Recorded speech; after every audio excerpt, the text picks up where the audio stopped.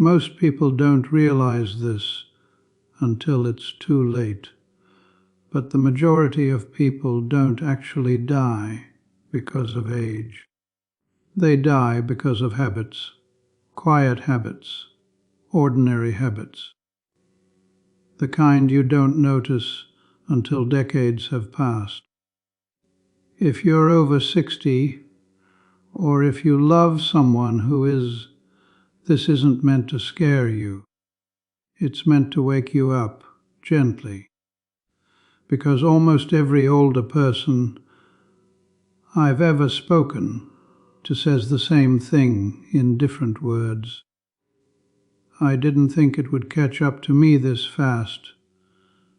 Today, on Young Veers Old, we're talking about why most people don't make it past 80, and more importantly, how to avoid 5 deadly habits that slowly shorten life after 60, not through fear, not through lectures, but through real life lessons, old wisdom, and the kind of advice people wish they had followed sooner.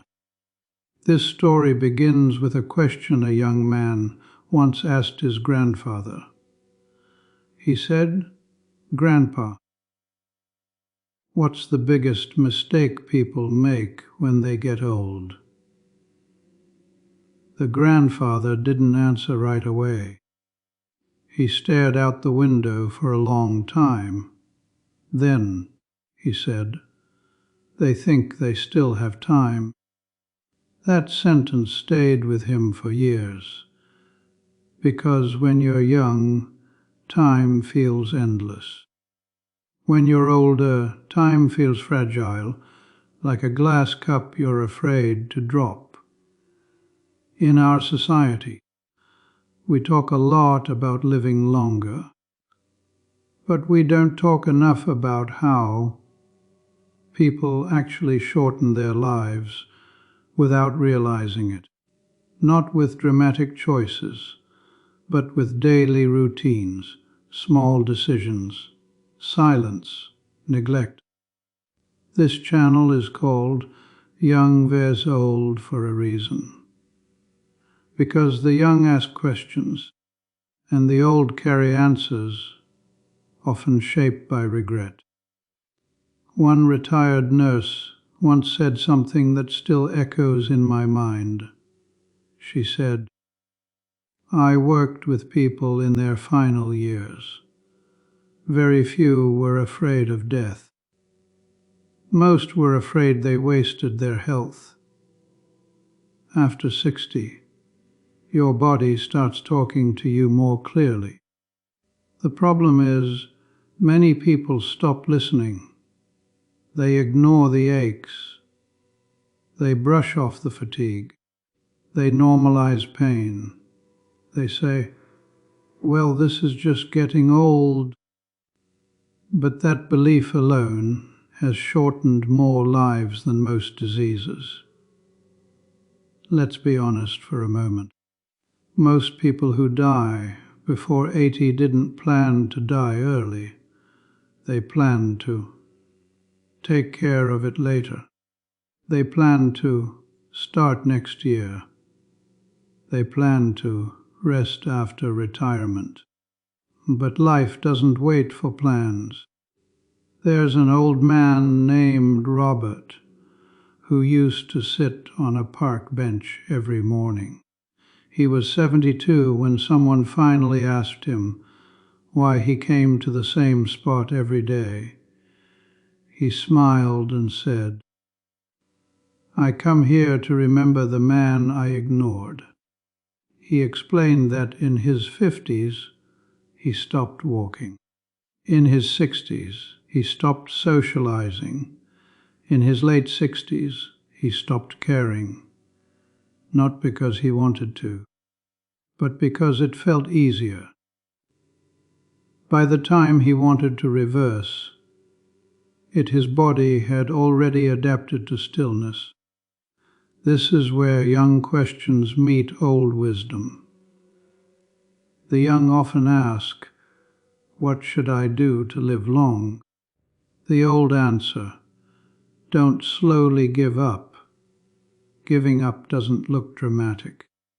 It looks like skipping movement, eating whatever feels convenient, avoiding doctors, staying quiet about loneliness, believing change is no longer possible. And this is why habits after 60 matter more than habits at 30. At 30, your body forgives you. At 60, it keeps score. Many elders say their biggest regret wasn't working too much or too little. It was ignoring simple warnings. One man said, "If I had treated my body like something precious instead of something replaceable, I'd still be hiking today." There's a painful honesty in that. Because no one tells you the truth when you're younger, that aging isn't sudden, it's gradual, and habits are the steering wheel. This video isn't about blame, it's about awareness. If you're over 60 and watching this, you still have influence over your future. And if you're younger, this is a preview of choices that matter more than success, money, or speed. In the next part, we'll begin uncovering the first deadly habit, the one almost everyone underestimates and nearly everyone regrets ignoring. Stay with me. The first deadly habit almost never feels dangerous. In fact, it often feels responsible, even smart. It's the habit of slowing down too much. Not resting when you're tired, that's normal. Not respecting your limits, that's wisdom. But many people after 60 confuse taking it easy with stopping. And there's a quiet line between the two. An old doctor once said something simple but unsettling. When movement stops, decline accelerates. There was a woman named Helen, 67 years old, recently retired. She had worked hard her whole life, raised kids, held 2 jobs at times, carried stress like a badge of honor. So when retirement came, she told herself, "I've earned rest." And she had. At first, rest felt beautiful. Sleeping in, long mornings, TV in the afternoons. No deadlines.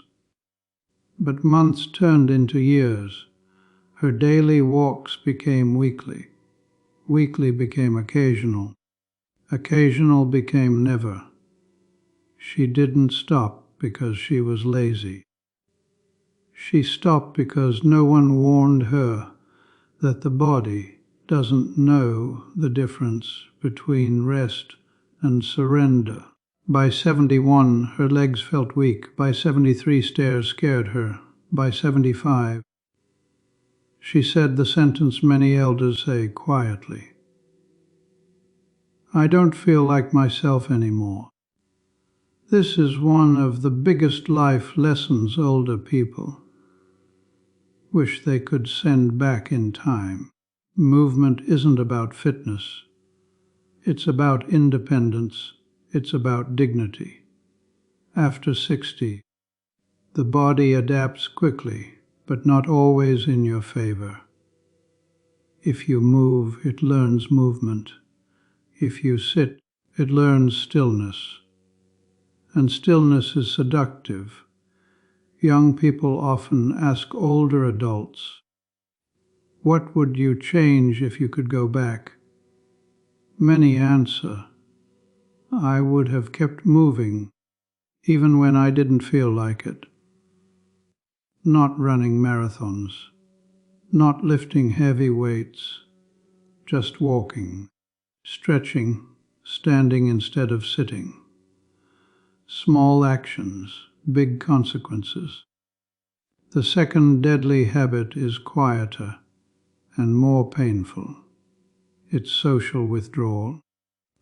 Not because you dislike people, but because staying connected starts to feel like effort. After 60, friendships change, people move away. Some pass on, others retreat into their own lives, and slowly, without intention, the circle shrinks. There was a man named George, 74 years old. His wife passed away suddenly. At first, friends checked in, calls came, visits happened, but over time the silence grew. George told someone, "I didn't want to bother anyone. Everyone has their own problems." So he stayed home. Loneliness doesn't announce itself loudly. It whispers.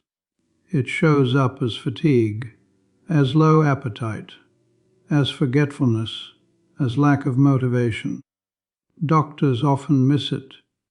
Families underestimate it. But loneliness is as dangerous as smoking, sometimes more. Old wisdom says this clearly. Isolation ages you faster than time. George didn't feel lonely at first. He felt independent. But independence slowly turned into invisibility. He stopped talking about his thoughts, stopped laughing out loud, stopped sharing meals, and his health declined, not because of disease, but because of disconnection. One of the most painful regrets elders share is this: "I waited too long to reach out." Young questions often sound like, "Why don't older people socialize more?" The honest answer is uncomfortable. Because rejection hurts more when time feels limited. Because starting over feels exhausting. Because vulnerability feels riskier. But human beings don't outgrow the need to be seen. After 60, social health becomes survival health. The third deadly habit hides behind pride. It's refusing to ask for help. Many older adults were raised to be strong, to endure, to not complain, and that strength carried them far. But later in life, that same strength can turn into silence. There's an old saying among caregivers: the most at-risk elders are the ones who say they're fine. A former mechanic named Paul lived alone at 78. His hands shook slightly. His vision wasn't what it used to be. But when his daughter asked if he needed help, he said, "I've managed my whole life." And he had, until one night he fell. Not a dramatic fall, not a headline-worthy moment, just a slip. And because he didn't want to bother anyone, he waited hours before calling for help. That wait changed everything. Asking for help isn't weakness. After 60, it's strategy. Old wisdom teaches this gently. Independence doesn't mean doing everything alone. It means knowing when support keeps you independent longer. Many regrets come from waiting too long. To speak up, to adjust, to accept help. The fourth deadly habit is one most people never think about. It's ignoring mental health. Not sadness, not stress, but emotional stagnation. the belief that growth is finished. After 60, many people stop challenging their minds. They stop learning, stop trying new things, stop asking questions. They tell themselves, "This is who I am now," but the brain believes what you tell it. When curiosity dies, decline speeds up. One elderly teacher once said, "The day I stopped being interested in the world was the day I started leaving it." Mental engagement isn't about being busy. It's about staying alive inside. The final deadly habit we'll explore next is the most dangerous of all because it feels reasonable, familiar, and justified. And almost everyone who regrets it says the same thing in the end. I thought I had more time. In the next part, we'll uncover that habit and the small changes that quietly extend life, clarity, and peace after 60. Stay with me. The fifth deadly habit doesn't look like a habit at all. It looks like common sense. It sounds reasonable, and that's why it's so dangerous. It's the habit of postponing care. Not just medical care, life care. Waiting to see a doctor, waiting to change diet, waiting to address pain, waiting to have difficult conversations, waiting to live differently. After 60, many people start negotiating with time. I'll deal with it next year. It's probably nothing. I don't want bad news. I don't want to be a burden. But the body doesn't negotiate. There was a man named Samuel, 69 years old, sharp mind, good humor, still working part-time. He felt a tightness in his chest occasionally. Not pain, just pressure. He ignored it. "I don't want to sit in waiting rooms," he said. "I feel mostly fine. I'll go after the holidays." The holidays came and went. By the time Samuel went to the doctor, the conversation changed. Not, "Let's prevent this," but, "Let's manage what's already happened." And that's the difference many elders regret the most. Prevention feels boring. Treatment feels urgent, but urgency arrives late.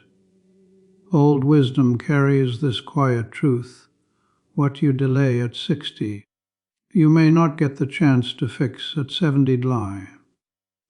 That's not fear, that's math. This habit shows up everywhere. Ignoring hearing loss because it feels embarrassing.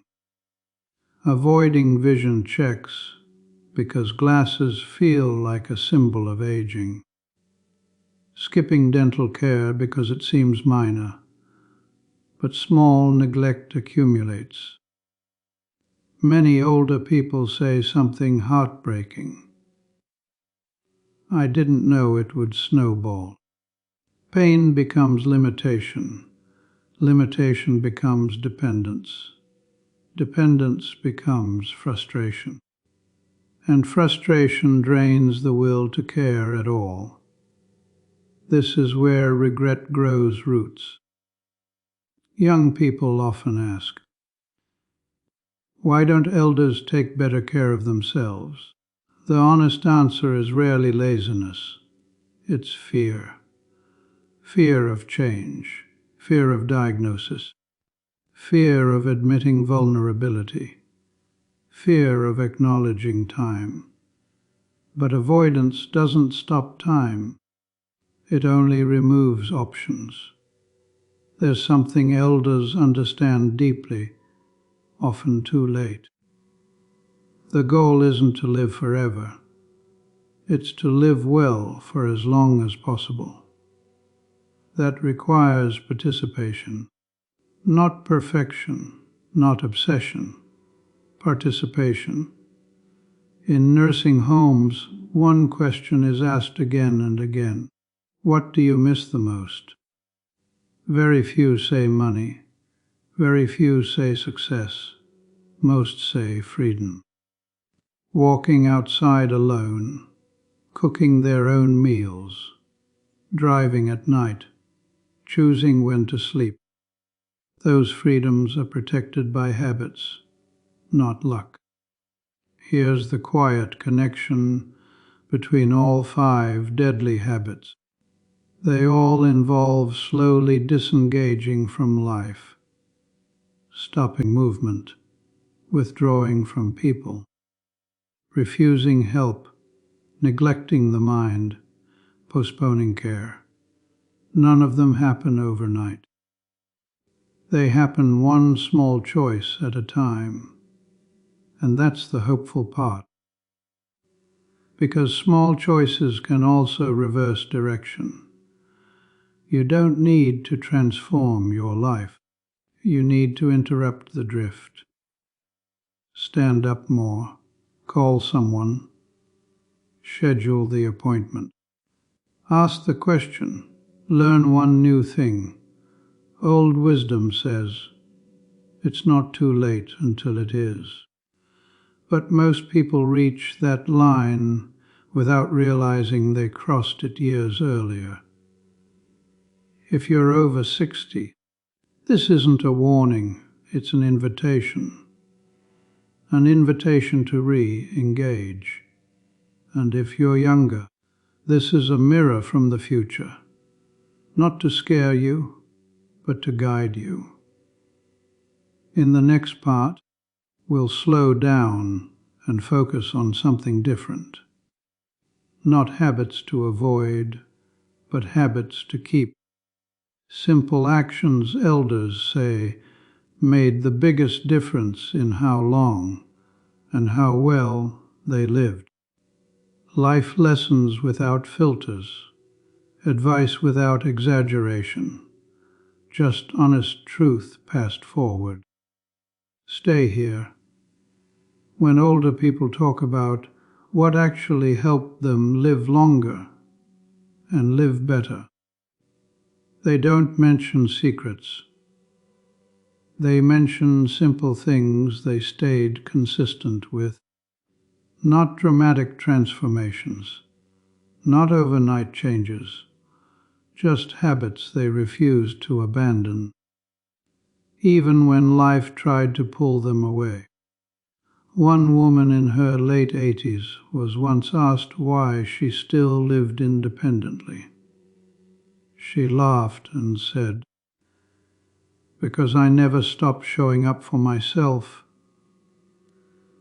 That sentence holds more truth than it seems. Showing up doesn't mean doing everything right. It means not disappearing from your own life. One habit elders consistently say mattered most was keeping a routine, even a loose one. Not a strict schedule, but a rhythm. Waking up with purpose. Having somewhere to be, even if it's just the kitchen table with a book. Doing one thing every day that signals, I'm still here. When routine disappears, days blur. When days blur, motivation fades. And when motivation fades, health quietly follows. A retired bus driver named Carlos said something powerful. He said, "The moment I stopped caring what day it was, everything else started slipping." So he created anchors. Monday walks, Wednesday calls with his sister, Friday grocery trips, nothing impressive, everything protective. Another habit elders cherish deeply is eating with intention, not restriction. Not dieting, not obsessing, but paying attention, eating slower, choosing foods that don't leave them exhausted, stopping before being full. One man said, "I used to eat like I was still 30. My body disagreed. Old wisdom often sounds like humor, but it's precise. After 60, food is either fuel or friction." Many elders say they wish they had respected sleep more. Not sleeping longer, sleeping better. Turning off noise earlier, letting the body rest without guilt. Understanding that rest is not laziness. A former factory worker said, "I spent my whole life proving I could push through. Now I'm learning I live longer when I don't." That lesson comes late for many. One habit that surprises younger people is how much elders value mental calm. Not happiness, not excitement. Calm, avoiding constant stress, reducing unnecessary conflict, letting go of arguments that don't matter. An older woman once said, "Peace became more important than being right." And with peace came better sleep, better digestion, better relationships. Stress doesn't just affect the mind, it ages the body. Another habit elders protect fiercely is curiosity. Not ambition, curiosity. Learning small things, asking questions, staying interested in how the world changes. One grandfather said, "When I stopped understanding things, I started shrinking." So he learned how to use a smartphone, then email, then video calls, not because he loved technology, but because learning kept him flexible. Flexibility, physical and mental, is a recurring theme. Those who aged best didn't resist change. They adapted to it.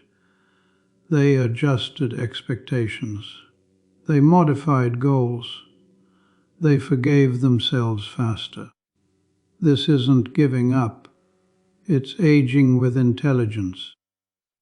Another habit elders say saved them was maintaining one responsibility, something that needed them, a pet, a garden, a weekly task, a promise to someone else. One man said, "When something depends on you, you don't fade as easily. Responsibility gives days shape. Shape gives life meaning." And then there's gratitude not as a slogan, but as a lens. Not pretending everything is fine, but noticing what still is. A warm meal, a working knee, a phone call. Elders who lived longer weren't always happier, but they were less bitter. They didn't deny loss. They just didn't let loss erase everything else. Young people often imagine aging as decline. Elders describe it differently. They say it's narrowing, fewer distractions, fewer illusions, fewer excuses. What remains matters more. That clarity can either free you or frighten you. Those who lived well chose freedom. One final habit worth mentioning is honesty. Honesty with doctors, with family, with themselves. Admitting pain early, admitting fear, admitting limits. A nurse once said, "The patients who last longest are the ones who tell the truth soonest.